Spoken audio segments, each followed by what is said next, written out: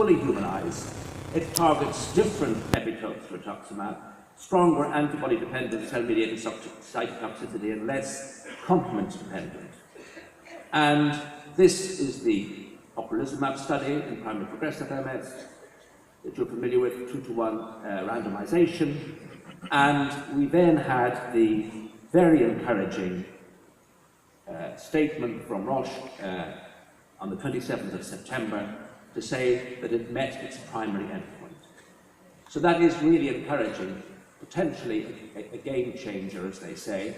We'll hear the results on Saturday morning, so everybody has to stay on Saturday, and I presume it will be in this hall because you wouldn't fit anywhere else, probably. And Xavier Montalban will be presenting the results, and it'll be really interesting to see how consistent the data is, how convincing they are, and of course to consider what this means for the other form of progressive MS, secondary progressive. So it is very exciting, and wouldn't it be great if this was the first of the 12 drugs that we're going to have for progressive MS over the next 5 to 10 years? Maybe that's being overly ambitious. The INFORM study, unfortunately, was not similar to the fingolimod study. You remember 0.5 milligrams against placebo, quite clever and intelligent primary endpoints looking at various forms of mobility, upper limb function, and that was emphatically negative. It didn't meet its primary endpoint, it didn't really meet any endpoints.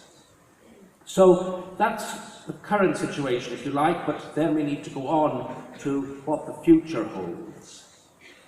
And the first is really to focus on neuroprotection. And I'm not going to discuss all of these, really mainly neuroprotection and just a little bit on repair. And of course we have the result of the lamotrigine study, which sodium channel blocker, which was again unfortunately negative. But if you went back and looked at the lamotrigine data, as Raj Kapoor and his colleagues did, and looked at the patients that actually finished the trial, because there was a considerable dropout, you actually find that there is some effect on walking time. There's also some effect seen on neurofilaments, and perhaps even a suggestion of slower volume loss in year 2. So again, it's post hoc, you have to be very careful, but there is a hint that this is not something to be just discarded, it needs to be pursued. And that in a way has been reinforced by the study of phenytoin, which was presented at the American Academy, again by Raj and his group at Queen Square, which looked at acute neuroprotection.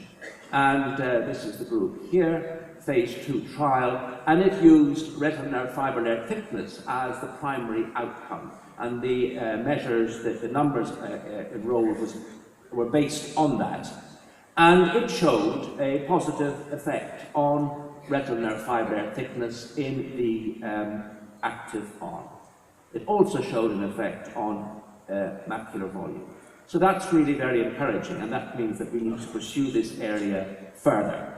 What about other trials? Well, I mentioned Jeremy Chataway and the adaptive trial design, and you will be probably aware of the MS SMART trial, which is exactly what we described. He's going to look at 3 neuroprotective treatments against placebo.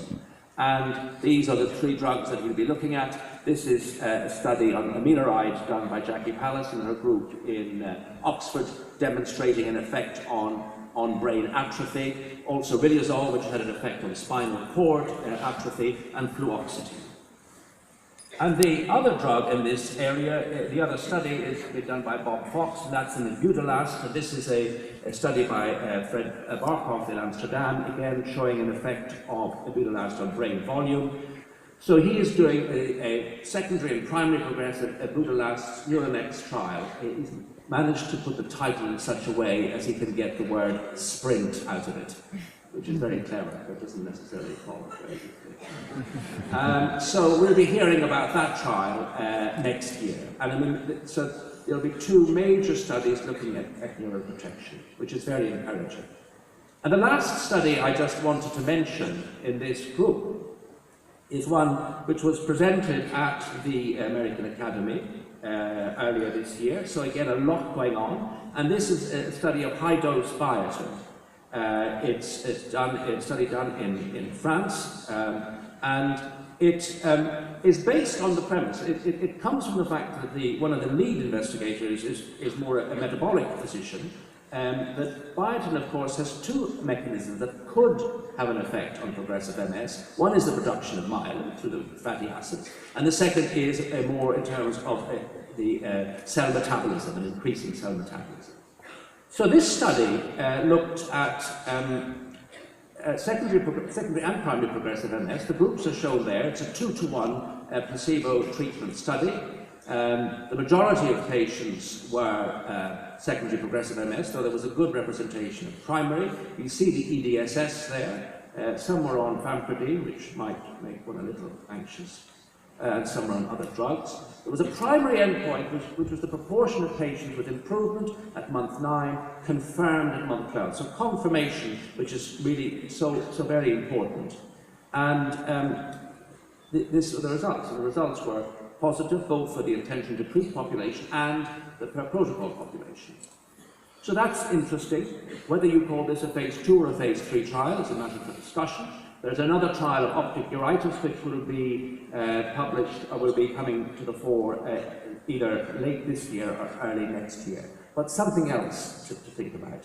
So a lot of activity in this area of neuroprotection. And what about repair? I'm just going to say one word about mesenchymal stem cells, because you have to say something about them. And there was this interesting small study which indicated that they might be useful. This approach might be useful in optic neuritis. Despite a very small number of patients, there were some positive results. There are lots of small studies in mesenchymal stem cell trials, lots of small numbers.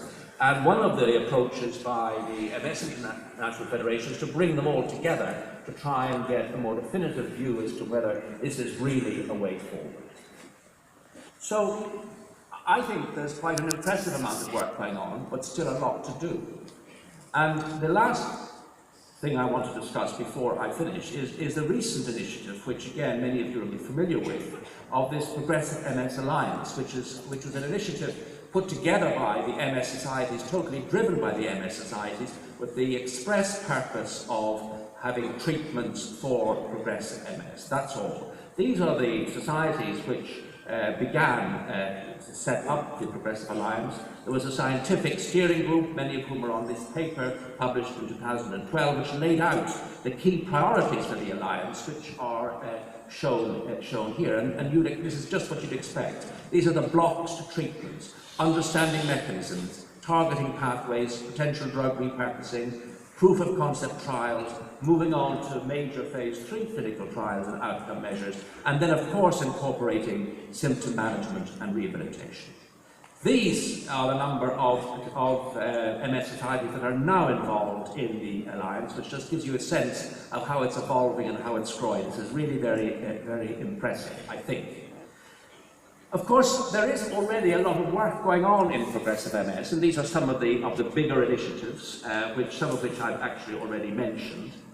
And if you look at, this is some work that we did in the alliance with the NMSS. If you looked at the research that's going on in progressive MS, actually there's a lot. These are the potential. These are the funders here. These are the number of projects, which is almost 2/3 of all MS research.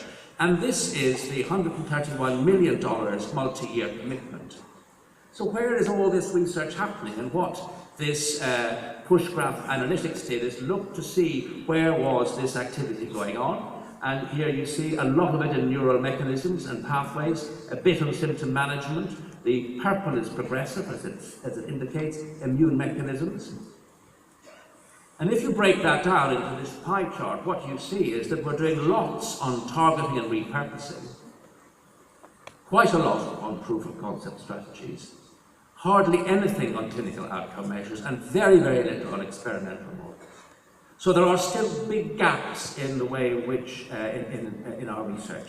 And that's partly what the Alliance is trying to address. It had challenge awards, which we heard yesterday, which were awarded in 2014. We now have collaborative network team awards, which are evolving. And then we're moving on to much bigger, innovative operative funding models to really target and accelerate research.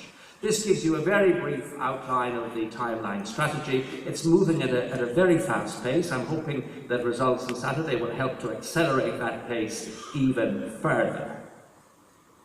And this is the happy crew that are working in the Progressive MS Alliance that look enthusiastic and inspirational. But of course, they need to work together, and I'm not going to dwell on that slide for obvious reasons.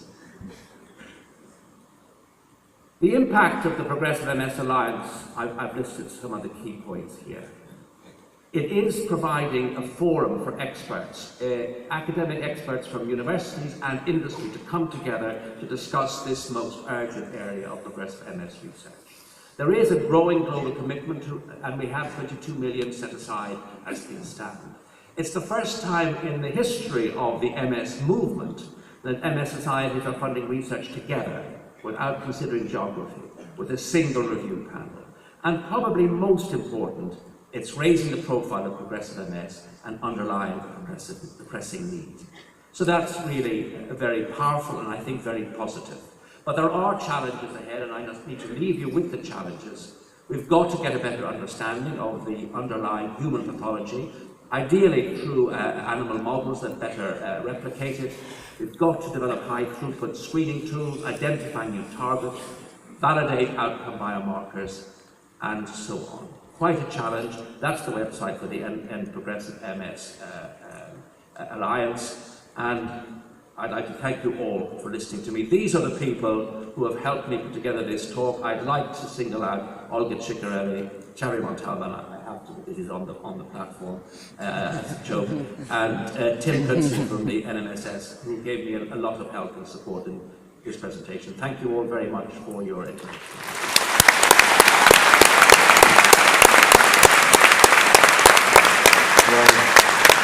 Thank you very much, Professor Alan Thompson, for this very nice, carefully performed and comprehensive talk. Very nice. So please, stay here for 10 minutes now. We have our cultural performance. Castellers, Human Towers, have came from 100 kilometers from the south of Barcelona to show us how we feel here in this small part of the country. Is that okay? Is anybody